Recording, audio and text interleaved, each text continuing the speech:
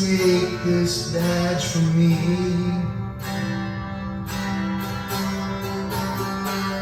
I can't use it anymore. It's getting dark, too dark to see.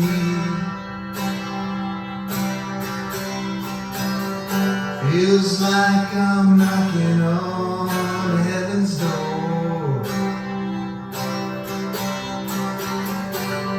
Knock, knock, knocking on heaven's door. Knock, knock, knocking on heaven's door. Mama, take these guns from me.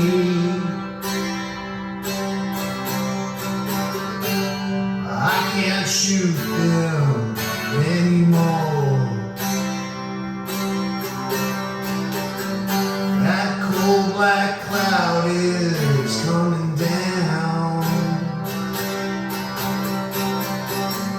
Feels like I'm knocking on heaven's door.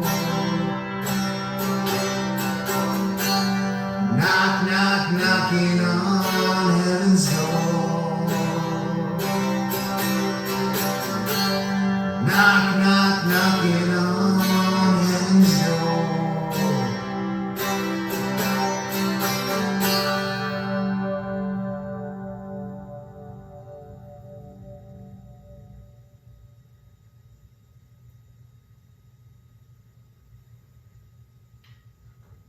Welcome back, everybody, to my challenging channel, where today we are challenging the Apex 385 microphone, and I'm pairing that to this little Boss street performer here that I customized to have a Trans Am theme. For many of you who have watched these video series compilations, particularly those that were right here, recorded right here in this garage, you'll note that sometimes it's pretty hot in here. I'm sweating pretty good right now. I assume it's close to 90 degrees in this room. And I didn't really come out here with a plan or an approach. Lately, what I've been doing is talking about the successes and challenges that I have been going through. And in many cases, the challenges have been more recent. And because they're more recent, people might get the impression that I'm talking about them, you know? And really what I'm talking about is about us collectively. I can observe myself doing things that are wrong. I can admit to the things that I've done wrong. I can use those examples in stories that I tell, and I have done that frequently here. And I also tend to talk about a circumstance where some of us just have an inability to communicate easily. And it keeps going through my mind over and over because as I'm, for whatever reason, put into a position to speak with people, those conversations inevitably turn to spirituality. And I remember this song, the lyrics to this song were in a Use Your Illusion album and by Guns N' Roses. And I'm sure I've heard the original Dylan song, Bob Dylan, before, but probably the first time I really heard it was when Guns N' Roses put it on their album. And that's because I was a follower of Guns N' Roses. You know, the Appetite for Destruction album was absolutely fantastic in terms of the way it was played, the creativity. And I am no Slash, but I can tell you it's pretty difficult to try. It's pretty difficult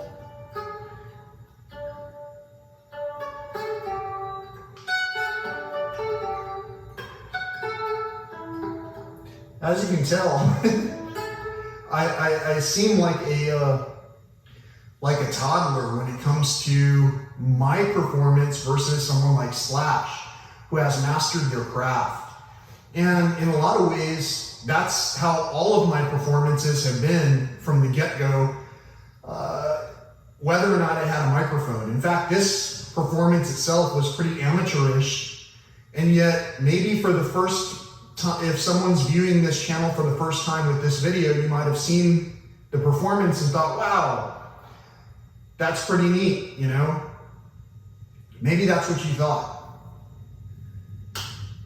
But maybe that was only because I had a microphone that was helping me to boost my voice and to have a better presence when it came to talking with you about the subject material that we're talking about. So what is it that we're talking about? What I've been talking about is trying to use music as a way to communicate. And I remember one time the words for this song that I just played were in an album liner, a User Illusion album liner. And one of my relatives was riding along with my mom and I in a vehicle, and my relative went over the album liner and went so far as to critique the lyrics, saying, this person doesn't know God. It doesn't feel like a cold black cloud is coming down when you're knocking on heaven's door. Well, it may depend on who is approaching that door. There are so many variables that we can't help but not know what the answer is. And so the only thing in between knowing the answer and not knowing the answer is judgment. And we can judge and kind of speculate at certain things. But my speculation to you is that if I've asked you to watch a video and tell me whether or not you could understand the words to the song, it would be a very nice gesture if you could say, I could totally understand the words, I could relate. But oftentimes when I make a presentation here and try to relate it to the spiritual aspect of what we're talking about, I get met with questions instead, and with, I'll call them misdirections, where someone will tell me that maybe I sound mentally imbalanced when I'm talking about these subjects.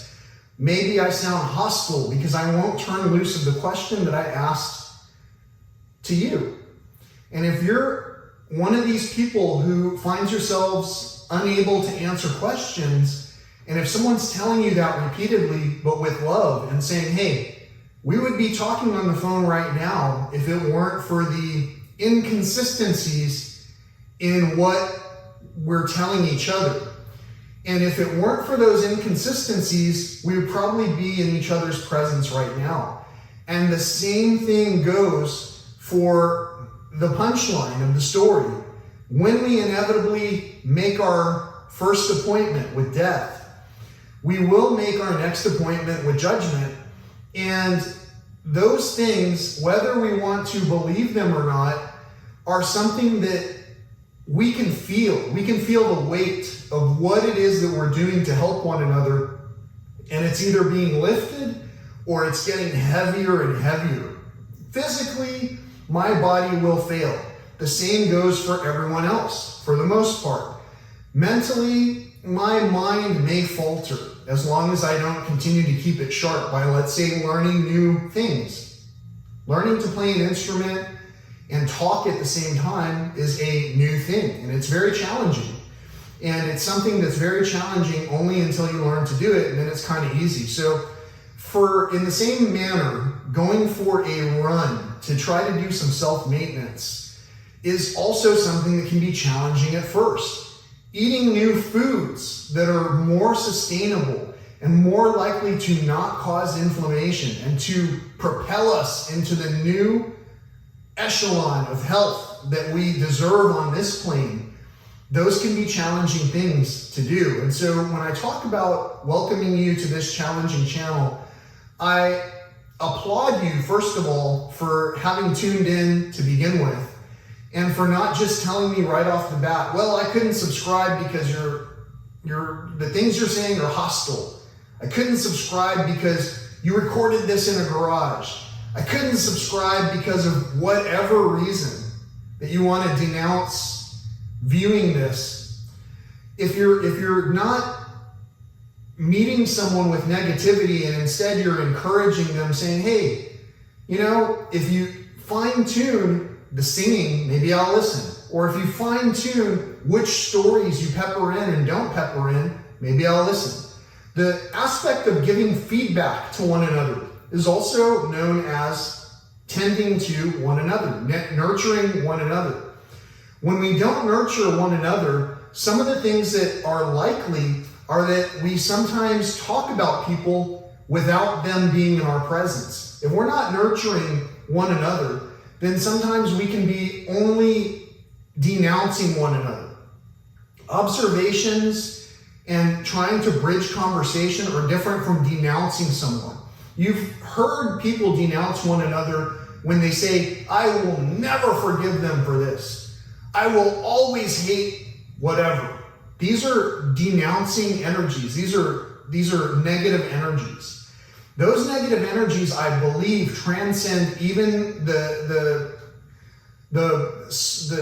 channels of what we're doing right here. And so as I put this energy out there, and as I meet people who appreciate that we're talking about these subjects inclusively, in other words, we could communicate in multiple directions if we choose to. You can click on the comments, for an example, and enter some comments. What is it that I'm ailing with? Can someone in this group help me pray for this, that, and the other?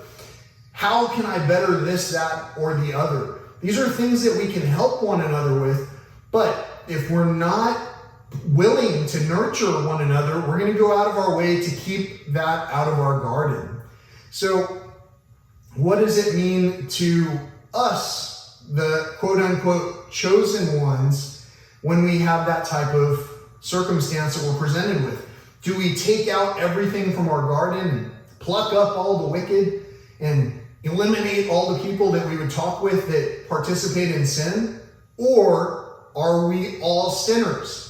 And so therefore, we must all consider forgiving each other. And is it also possible that with every potential interaction that we're having right now, even this video that you're watching, that we're supposed to see the other person for who they are, ourselves? Is it possible that we're supposed to be able to look at each other's flawed performances and provide some kind of encouragement to help that broken performance become a whole performance? For me, without having a massive audience, I was still intimidated to share my voice here. And then there was a certain point in time when I couldn't even share my voice with my father any longer. And it was something that anything I said would drive him to want to separate himself from me, unless it was just superficial. And what do I mean by superficial? Some of us superficially talk about the weather. Some of us superficially talk about the supposed climate changes that may or may not be happening. Most of us know that there's something going on. Some of us can talk about sports. Most of us can avoid talking altogether by incorporating something where we put things in our mouths, like food. So a lot of us are getting together and quote unquote celebrating life, but never once are we giving any kind of appreciation to a higher power. So the other day I pointed up here and I noticed in my video that I didn't exactly specify what I was pointing at. Right now overhead, there's going to be a little clip that's showing what I was pointing at. It's just symbolic of what it is that we're trying to have a conversation about. Whether you believe in whatever you see when you see this imagery up here, whether you believe in it or not, the simple question is, do you feel at ease when you are being presented with this type of conversation? Or do you feel not at ease? To have dis-ease, uneasiness, to have, there are so many different ways to, lack of confidence. All of these things are things that we would do if we weren't participating with our heart. And so with our heart, our spirit, our soul, however you want to call it, some of us have hardened our heart to the point where we couldn't even try to sing. And we know how that works. Some of us may remember going to church, doing things like that with our parents, our grandparents in particular. Our parents don't necessarily continue carrying that torch. Our parents won't necessarily try to gather us to try and go to even that annual pre-festivities mass that happens the night before the celebration of the birth of that person that we talked about earlier. And for whatever reason, we can't even stand to hear the name of the person. So if I talk about Jesus or God or dreams or prayer or meditation or medication or exercise in any format, some of us can interpret it one way if we are filled with judgment, and other people can just take that knowledge and incorporate it however they want to incorporate it. The beauty of sharing this insight is that there are many people out there who are seeing what it is that we're sharing, and they know what it means to follow something faithfully. Faith doesn't mean, oh, I carry this Bible and I talked about this in my prayers, or I pray. The biggest thing I hear from people, I pray all the time. That's what they say. But most people can't even remember what happened 3 days ago. What did they eat 3 days ago? What did they do 3 days ago? And if we can't remember what we're doing, how can we claim satisfactorily that we're constantly praying? We have to keep our focus on what it is that we're safeguarding. And in some cases, we're safeguarding ourselves, and we might be making an all-out effort to help one another to do the same thing. Because that's all we are. We're children of the same Creator trying to learn how to resonate on a higher frequency where we're basically trying to be at ease, relaxed with what happens next. Whatever state we're in, whatever infirmities we have, whatever health ailments we have, whatever quote-unquote shortcomings we have, every single thing put us here at this moment. For an example, I talk a lot about some of the things that I went through, again, as examples. It's not a judgment. I talk a lot about some things that have happened where I've been thrown headfirst into a tub for wetting myself as a toddler. I talk a lot about how certain people treated me throughout time and how it molded me to be able to have this conversation that I'm having right now. And so I'm actually quite fond of the person who did these things to me, who treated me in these ways, because it helped me to get here where I'm at in order to have the conversation again even with that person who theoretically I should be able to utter without any kind of regard. I'm never going to forgive that person. I hate that person. And I can't do that because that's not in my nature. My nature is peace. My nature is bringing about some kind of sense of what's going on and trying to bring it into a state of order. And that's just basically, it's called tending to whatever garden I was given. I'm the steward of what I have in my proximity. If that includes you, and it does, thank you for clicking on the thumbs up. Thank you for subscribing. Thank you for not just immediately dismissing everything that was said here and saying, I can't subscribe to you because you're hostile. You used words like Jesus. You used words like dark clouds are coming down. You used words like imagine. Imagine that we weren't preoccupied with an end result, with a certain place and being biased one way or the other. And instead, imagine that we understood the message of helping one another. Hope this makes sense. I hope that you enjoyed my street performer Trans Am boss and my Apex 385 microphone. I want to call it US 385. US 385 is the highway to Big Bend National Park. If you want to learn more about anything that I've been trying to talk about. If you want to learn more in a less public manner, then you might want to look up WS385.com and take a look. The page might not be updated all that frequently. It doesn't need to be. The effort that I'm putting in is basically, it is what it needs to be. The people with whom I've spoken and who I'm going to speak are the people who I needed to speak with. I don't need to go out of my way to talk with people who don't want to talk with me. However, if you or a relative of yours shows up in one of my dreams, I might just reach out and say, hey, but I just saw so-and-so in my dreams and it caused me to think about you. We need to be very cognizant that some of these lessons and examples that we're learning about might be dynamically impacted by whatever we perceive in one another. And so once we start to perceive that we can dismiss one another, even from texting them in response to something that they've messaged us about, then we have acted on judgment. And so it might be better to start considering, instead of not responding to whoever reached out to you, to actually respond to them and take it as if you're talking with a child.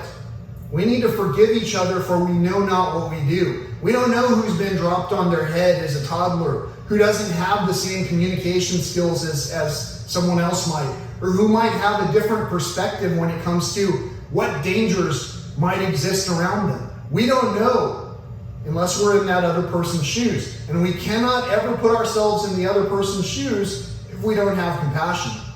So, compassion, joy, peace, happiness, all of that factors into our health. Health is wealth, and I'm doing everything I can to rebuild the health that I have lost in the past because of my own poor decisions. So if I happen to mention examples that might help you to resonate in a way where you go, hey, something like that is happening in my own family. I might even know a person who's doing some of these things to essentially shut down conversation between one another. Well, if you feel like that conversation is supposed to occur, maybe write a letter, maybe write a song. Whatever you do, know that there will be a group of people judging constantly whatever it is that you're doing. But it doesn't matter what all the guppies do in the school of fish. It doesn't matter how everything flocks together into the food ball that's eaten by the leviathans. It doesn't matter. What matters is you maintain your course of action and just basically try to swim yourself out of the riptide. And if someone follows your example because you did a good job at it, then good deal, you know? But in the meantime, great deal for you taking the actions necessary to save your own self. So, did you think that this was any kind of a hostile video, deep thinkers? Did you think that I was approaching mentally imbalanced by starting a thought and finishing the thought in a full flow that allowed for the possibility of commenting and discussion? Or do you think that I was talking from my heart? You tell me by helping me out, maybe sharing a video with someone who might need to hear a message of joy, peace, prosperity, and hope. And until next time, thank you so much for watching, Deep Thinkers. Have a beautiful day. Try to enjoy nature. Try to enjoy one another. Try to understand that even during these periods of isolation, as some chosen ones will put it, it's not necessarily isolation. It's that we are setting the walls so high that we're sometimes proud of what it is that we're doing. And we're so proud that we can't even show any of our idiosyncrasies, any of our failures, any of our flaws, any of our practice sessions. We can't even show those things because we're too embarrassed to be present in the face of God. If you are created by the same creator as me, and many of us probably consider that we were all created by a creator of some sort, then you might recognize that speaking with God is basically in the image of speaking with one another. So for every time we denounce one another, even virtually, we might in fact be denouncing God themselves. think about that. And until next time, again, peace, love, and all that old school stuff.